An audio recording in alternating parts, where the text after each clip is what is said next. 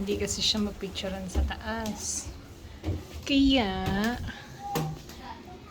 dito na lang. Hindi pa pala tapos yung pintura. So, sa side na to, hindi pa. Yung pagka-blue. Oh!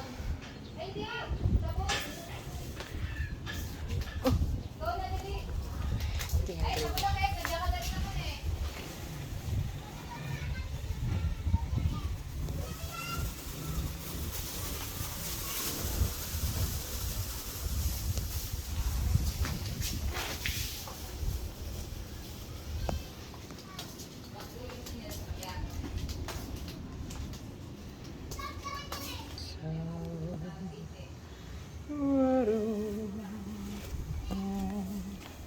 So, ito, nandito ako sa blue na kwarto. Ito yung walang bintana sa likod, yung walang balcony. So, ito. Okay naman. May mga ano pa ng pintura. Pero, okay naman. Toilet. Toilet! Pararam! La la la.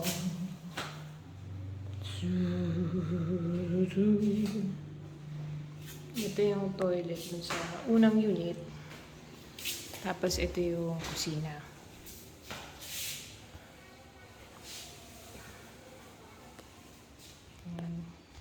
Ganda. Sa ilalim. Lalagyanan, may drawer. Ang ganda. Ang ganda yung pagkakagawa nito.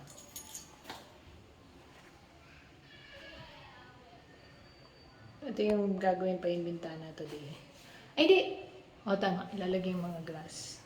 So, ito yung isang kusina. Dun sa unang kwarto. Ay!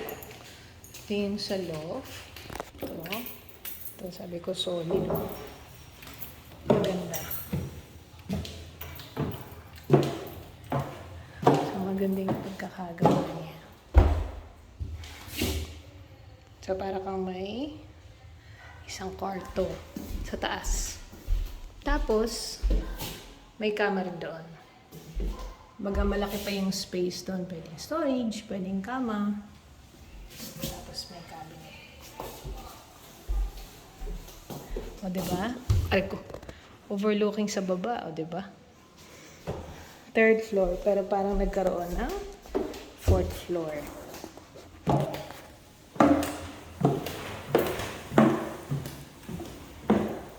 So, ito yung unang kwarto. Yung blue na unit. So, pupunta tayo dun sa isang unit. Ngayon,